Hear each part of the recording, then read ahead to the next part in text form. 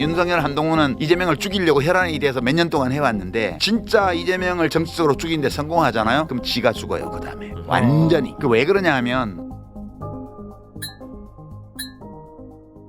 오늘자 매불쇼에 유시민 작가님이 출연해 조금의 과장 없이 역대급 통찰을 보여줬습니다.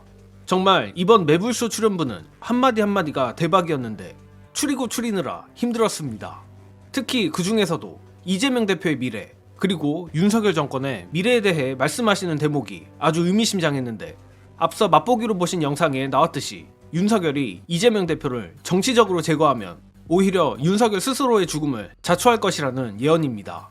얼핏 들으면 무슨 말인가 이해가 안 갈 수도 있지만 각설하고 오늘자 유시민 작가님의 역대급 통찰 보시고 이어가겠습니다. 윤석열, 한동훈은 이재명을 죽이려고 혈안이 돼서 몇 년 동안 해왔는데 진짜 이재명을 정치적으로 죽이는데 성공하잖아요. 그럼 지가 죽어요. 그 다음에 완전히. 그 왜 그러냐 하면 윤석열을 어느 정도 용서해 줄 수 있는 사람은 이재명밖에 없어. 자기가 피해자이기 때문에. 근데 이 피해자가 사망해 버리잖아요. 그러면 용서해 줄 주체가 없어져요. 그러면 그 유가족들이 용서하지 않아. 당사자는 용서할 수 있어. 더 훌륭해지기 위해서. 그러나 그 사람이 정치적으로 사망해 버리고 나면 그를 지지했던 사람들은 절대로 그 살인자를 용서 안 해요. 내가 이거 분명하게 얘기하는데요. 이재명 대표가 법정에서 살아남아서 안 죽고 대통령이 되면 그러면 윤석열은 다소간에 숨 쉴 수 있는 환경이 생길 수도 있어요. 그러나 그게 거꾸로 돼서 대선 전에 이재명 대표가 정치적으로 살해당한다. 그러면 윤석열, 김건희 부부를 포함해서 그 패거리들에게는 용서받을 기회가 없어요. 진짜 중요한 문제는 저 정치검사들과 저 정치검사들을 시켜서 칼질하고 있는 윤석열 등등을 어떻게 할 것인가. 그 문제예요. 어떻게 할 거야 진짜 이거. 가만 내버두면 안 되잖아. 아니 어떻게 할 거예요? 그러니까 한 대로 그대로 해주자는 주장이 있죠. 인생을 탈탈 틀어서 수십 건을 기소하자. 이 주장이 있을 수 있죠. 그러려면 검찰 개혁을 그 전에 하면 안 돼요. 지금처럼 쥐고 있어야 돼요. 두 번째 대안은 다시는 그런 일이 일어나지 않도록 하기 위해서 그 전에 검찰 개혁을 완료하자. 기소권과 수사권을 완전 분리해 놓게 되면 혹시라도 경찰을 시켜서 야 수사해 하더라도 검찰에서 우리는 기소 못해 이러면 그걸 어떻게 할 방법은 없는 거예요. 그러면 그렇게 되면 그럼 윤석열이 행복하게 산다는 말이야? 그렇게 되지는 않겠지. 왜냐하면 지금 정치검찰은 없는 걸 만들어서 공격하잖아요. 근데 이미 드러나서 범죄의 혐의가 다 드러나서 문제가 된 것들은 누구도 봐줄 수가 없어요. 근데 그 전까지 하는 거고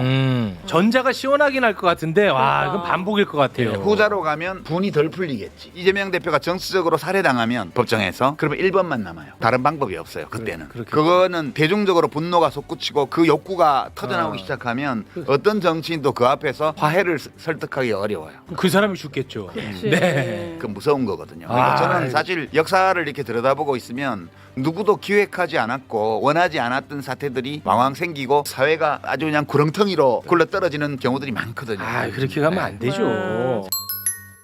저는 유시민 작가님의 이번 말씀에 정말 깊게 공감했습니다. 세상 일이 좋은 게 꼭 좋은 것이 아니고 나쁜 것도 꼭 나쁜 게 아니란 말이 있듯이 정치, 특히 우리나라 정치처럼 양분화되어 있는 지형에서는 누구 하나를 제거한다고 하여 온전히 그 수혜를 누릴 수 있는 게 아니기 때문입니다. 가뜩이나 대한민국 국민 10명 중 7, 8명이 현 정권에 대해 분노가 가득 찬 상태인데다가 그 7, 8명 중 절반 이상이 이재명 대표를 차기 지도자로 강렬히 원하는데 그 연망과 에너지를 그저 검찰과 사법부의 권위로 찍어 누른다? 제가 봐도 그 에너지는 절대 사라질 수 없고 분명 어딘가에 충돌해야만 하는데 유시민 작가님이 말했듯이 그것은 향후 윤석열, 김건희를 향한 집단적 분노로 표출될 수밖에 없습니다. 물론 그것을 아는 족속들이었으면 사태를 이렇게까지 키우지도 않았겠지만 아무리 봐도 윤석열 정권은 이미 확정적으로 보이는 자신들의 비참한 최후를 더 비참하게 만들려고 발버둥을 치는 것 같습니다. 마음 같아서는 저들에게 똑같이 아니 더 잔인하게 갚아주고 싶지만 검찰개혁이라는 지긋지긋한 수건을 풀기 위해서라도 역시 이재명 대표가 끝까지 살아남아 이 불행의 고리를 끊는 수밖에 없어 보이는데 이러나 저러나 이를 위해선 결국 정권을 빠르게 몰락시키는 방법 외에는 없을 것 같습니다. 마침 유시민 작가님도 이 부분에 대해 오늘 말씀을 하셨는데 이와 더불어 유 작가님이 뭔가 느낀 모양인지 평소 잘 하지 않는 호소까지 덧붙였습니다. 끝으로 유시민 작가님의 정권교체를 위한 절절한 호소 여러분께 공유드리며 이번 영상은 여기까지 하겠습니다. 시청해주신 여러분 감사합니다.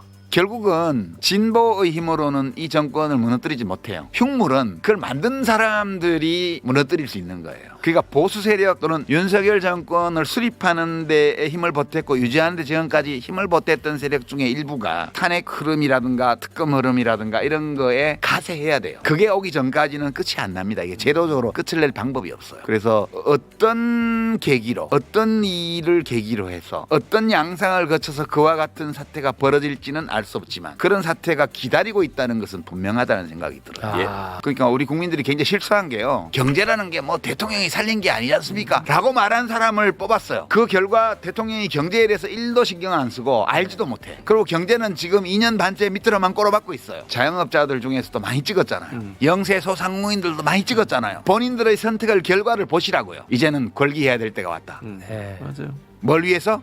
나의 생존을 위해서, 나의 이익을 위해서, 나의 존엄을 위해서 이전에, 대한민국을 위해서 이전에 내 자신의 생존을 위해서라도 이제는 야. 떨치고 일어나야 될 때 아니냐.